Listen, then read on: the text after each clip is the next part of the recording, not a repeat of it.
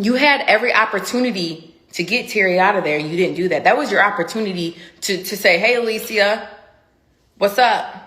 That shit didn't move me. That shit motivated me to go work out because this is who y'all comparing me to. This is who y'all want me to fight. Caroline is not on my level.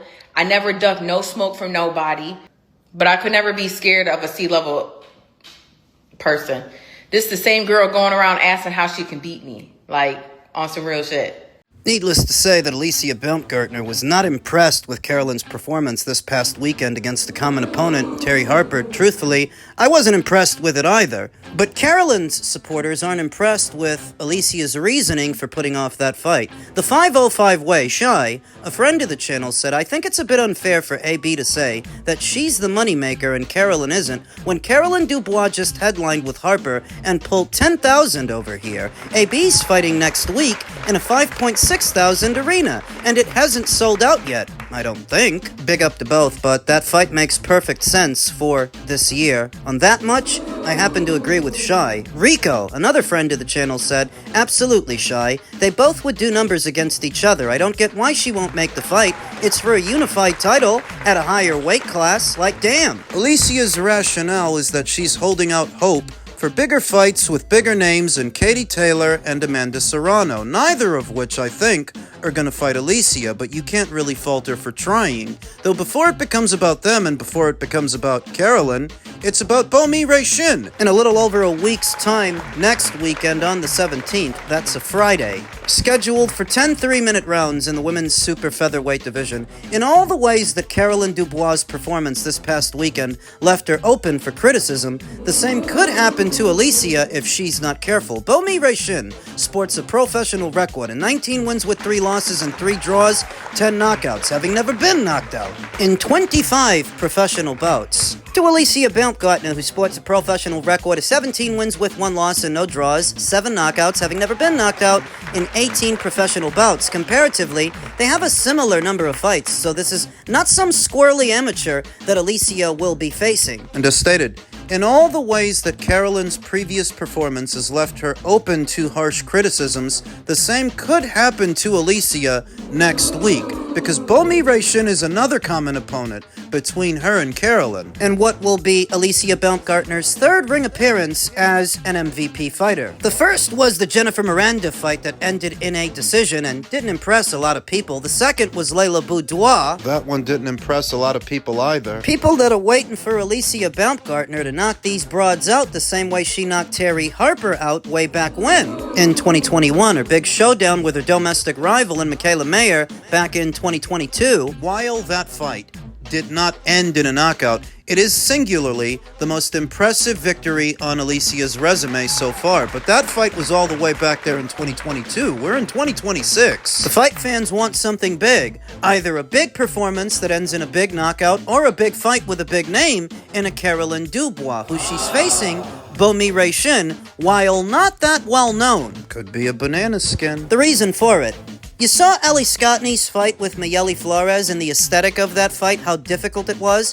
for Ellie to create space and get counter punches in. How difficult that fight was. How much pressure Mayeli was putting on Ellie. That's how much pressure Bomi Ray Shin may put on Alicia. We know she's durable. How do you think she went the distance with Carolyn Dubois? We know she's persistent. She's a pressure fighter. She's basically a South Korean version of Delphine Persoon. That's how she fights, and stylistically, that is the polar opposite of how Alicia Baumgardner fights. Alicia Baumgardner is a cerebral fighter that, while she can bang in the booth and let punches go, she's got power. She only does so intermittently. She leans more into her movement and her boxing than just banging in the booth, whereas Bomi Ray Shin, she's got one gear and one way of fighting a fight. Last in action in November of last year, where she fought 2 times. She fought once in March against Carolyn Dubois, lost, then rebounded off that loss in November against Tuarna Campbell, who she won a majority decision against, and now she's fighting Alicia. She's got no ring rust to shake off. She hasn't been out of the ring that long, and she's going to be just as persistent, just as aggressive as Mayeli Flores was with Ellie. That's how she's gonna be with Alicia. Can Alicia handle it? It's hard to say because Alicia hasn't been exhibiting the stopping power that she once did in her fight with Terry Harper. And if you can't stop this broad, do you have the engine to keep up with her and keep her off of you? Don't speak too soon. When talking about Carolyn's performance with Terry, you now put yourself under pressure to perform against Bomi Ray Shin. I'd be shocked if Alicia wins this one easy, if I'm being honest. I think stylistically, Bomi Ray Shin poses more of a challenge to Alicia than Carolyn would. What? Stylistically, yes. The style that Bomi Ray Shin brings to the table makes for a long night, a hard fight, unless Alicia can take it out of the judge's hands and walk Bomi Ray Shin into something big. Big enough to knock her out for the first time in her career. That would be impressive. To me, that would be Alicia making a statement. We'll see if she does, and talk more about it as the fight date approaches. Men's junior middleweight news. Xander Zayas, ahead of his fight with Jaron Boots Ennis, said, "There's a lot of things I can take advantage of. I've got the speed, I've got the power, I've got the length, I've got the strength, and I've got the IQ." But does he really? Xander's not really known as a strong puncher, a knockout merchant, which has been noticeable during his development. But does he really need to be for a guy who's got a grand total of one fight as a junior middleweight? Xander Zayas would present as the biggest opponent Jaron Ennis would have faced. That's saying something, because Jaron Ennis is usually the bigger man in the ring. He's largely benefited from a size advantage as a welterweight. Now as a junior middle, he's not so big, not so physically imposing. Because Xander looks bigger than him. So when Xander says that he's got the size, he's got the length, and he's got the strength, maybe he does. Maybe he's catching Jaron Ennis at the most opportune time, when Jaron is still a greenhorn, a newbie to this division. Though of course I don't expect Jaron Ennis himself to take any of this lying down. This is what he had to say about Zendor. He was trying to talk about me. I don't know. These guys, this is what I be talking. These media, y'all media guys be pushing this narrative. I be getting hit all crazy, this, that, and the third. But if you watch these guys, yo, when I tell you these boys be getting hit clean, I'm talking about clean. They live out the ring with hickeys, knots, cuts, bleeding. Bro, you watch any of my fights, bro, if anything, I might got like a little, I don't be having nothing, basically. Right? These guys be leaving out bleeding and all that. Like, come on, bro. It shows who really work on their defense and really don't, like, straight like this. You feel like he's underestimated your experience? You feel like his lack of experience at the level that you're at? I know for a fact all this is going to get to him. He going to be burnt out from doing this pay-per-view stuff all day. Media's doing this, doing that. Fight week going to drain him. He having a fat camp right now. He like 190 right now. Like, bro, he asked for all this time to fight me. Like, bro, all this stuff going to be too much for him. Jaron Ennis isn't necessarily wrong that, yeah, Xander looks big, really big, which I just accented, noticeably pudgy. I believe that ahead of this fight, this will be his final fight in the junior middleweight division. I believe that after this, win or lose, he's going to move up the middle. He hasn't been having much luck getting Josh Kelly in the ring or Sebastian Fundora in the ring, and he's getting bigger while he waits. Moving up in weight doesn't close the door on those fights, because all the guys at 154 right now will eventually make their way to 160. They will be the ones who populate that division in the next 1 or 2 years, opening the door for those fights with those fighters to become a conversation again. So it's not the end of the world. But I do believe this will be Xander's final fight in the junior middleweight division. That's win or lose. Jaron Boots Ennis is accusing Xander of having a fat camp. You mean like the ones that you used to have when you were trying to make 147? Saying the bright lights are gonna get to him. Doing the rounds with the media, all the interviews, the podcasts, selling the fight. Preliminary guesstimates about the fight's outcome place Jaron Ennis as the betting favorite going in, which doesn't surprise me. I said that he would be. I saw good people over there at BDA Boxing conduct a sample size poll of about 2,000 people and counting, and so far, most of them have Jaron Ennis winning the fight, approximately 77%, to the remaining 23% that are backing Xander Zayas, likely to win a points decision on the premise of his boxing, his X's and O's, and his movement. Because we all know by now that movement is Jaron Ennis' Achilles heel, what we saw in the first Karen Chukadzian fight, that unheralded Ukrainian fighter that gave Jaron Ennis fits, albeit by losing a points decision. The feeling is that because Xander is noticeably bigger and younger and fresher and is perhaps a better grade of boxer than, say, Karen Chukadzian, he can do one better and maybe he can beat Boots. That's the feeling for some. those in the minority. Like, everybody gotta come through me regardless through this weight division. Like I said before, I'm the cash cow of this division. If anybody want to fight, they gonna make the most money fighting me than anybody else. So I feel like I'm the cash cow of this division, and I'm the best at this division. What do you think of Fundora's style? It's very unique. I mean,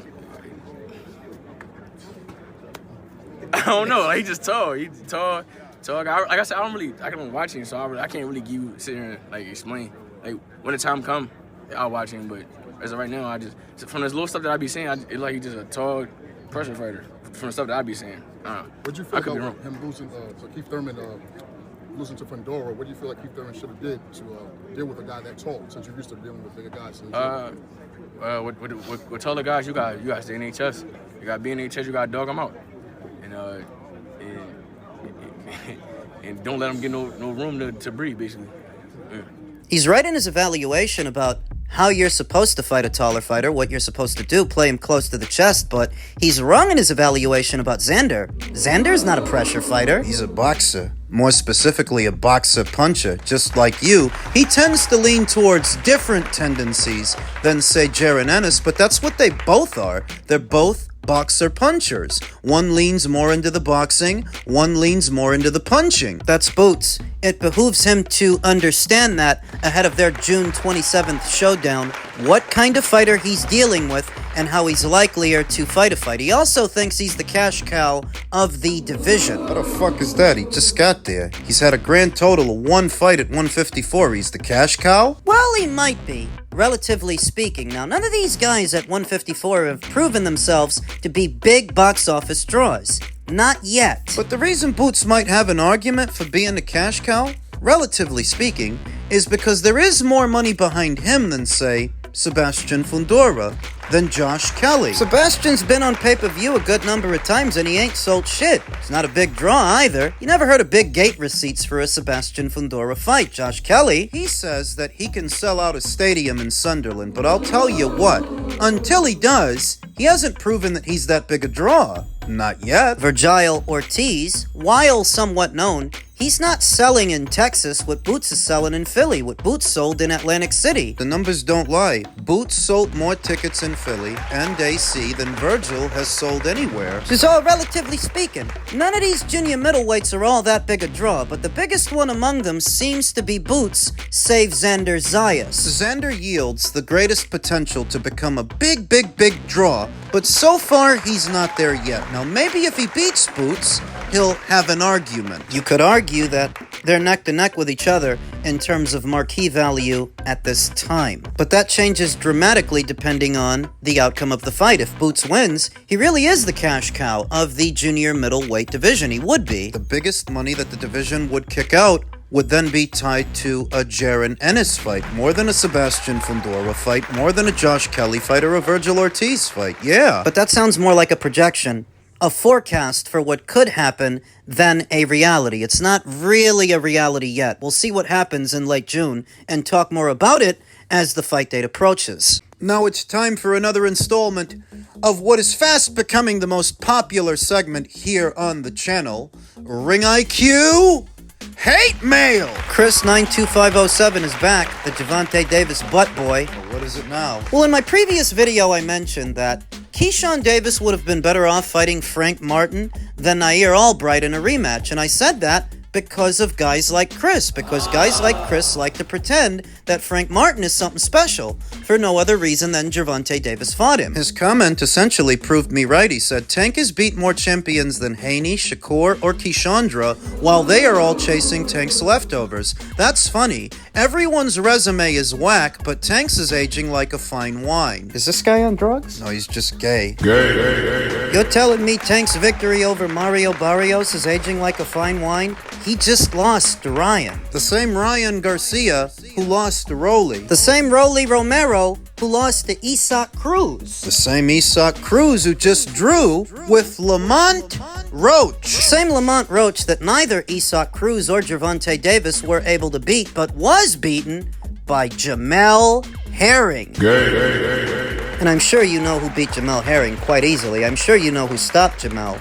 Shakur Stevenson. The Shakur Stevenson you say didn't beat more champions than Gervonta? How many champions did Gervonta beat? Shakur beat 2. How many did Gervonta beat? 1. Just 1 about 1,000,000 years ago in Jose Pedraza to date. That's the only time Gervonta Davis beat a champion to be a champion because he didn't beat any at 135. They literally made up a vacant title for him to fight for at 135. He didn't beat a champion to be a champion there. What are you doing? Are you counting like former champions or guys who were champions at other weights like Hector Luis Garcia? Hector wasn't the champion at 135 when Gervonta Davis fought him. If he was, what belt did he win from Hector? Or Ryan, or Rolly, or Frank Martin? What belt did he win? None, because those guys were not champions at the time that they fought him at the weight that they fought him. So where do you get that he beat more champions than either Shakur Stevenson or Devin Haney? No, he didn't. It's a revisionist version of history. If those guys went on to win titles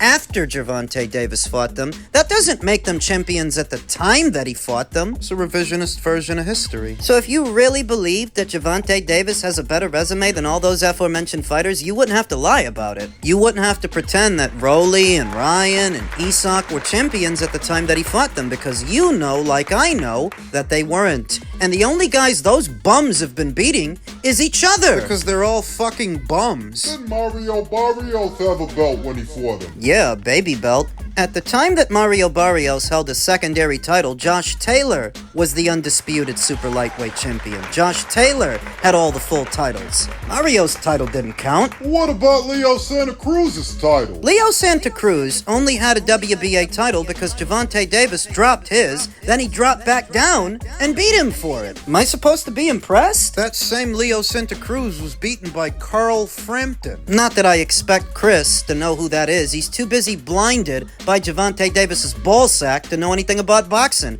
I don't actually know why this guy keeps coming here. Well, it's because he knows at some point you're going to say something not nice about Gervonta, so he's got to defend him. In a very general sense, I don't talk enough about the fighters that a Chris would like, that he should frequent this channel as much as he does. So then why does he? Well, it's because underneath it all, underneath the skin, this guy knows what my track record is. He knows I'm usually right. There are enough content creators out there panhandling, pandering to Gervonta Davis's fans, what remains of them. He comes here Because he knows I don't do that. He's waiting for the moment where he can say that he was right about something, but that hasn't happened yet. and he's worried when I say that Gervonta Davis's boxing career might be put on hold at least for a short while based on the current court proceedings and his latest domestic abuse case. He's hoping that all of that blows over. And he's angry at me for saying that it might not. It's pretty fucking pathetic, these parasocial relationships guys like Chris have with public figures like Gervonta. But that's what it is. He's standing by his man, like the queef. Like the sissy his single mother raised him to be.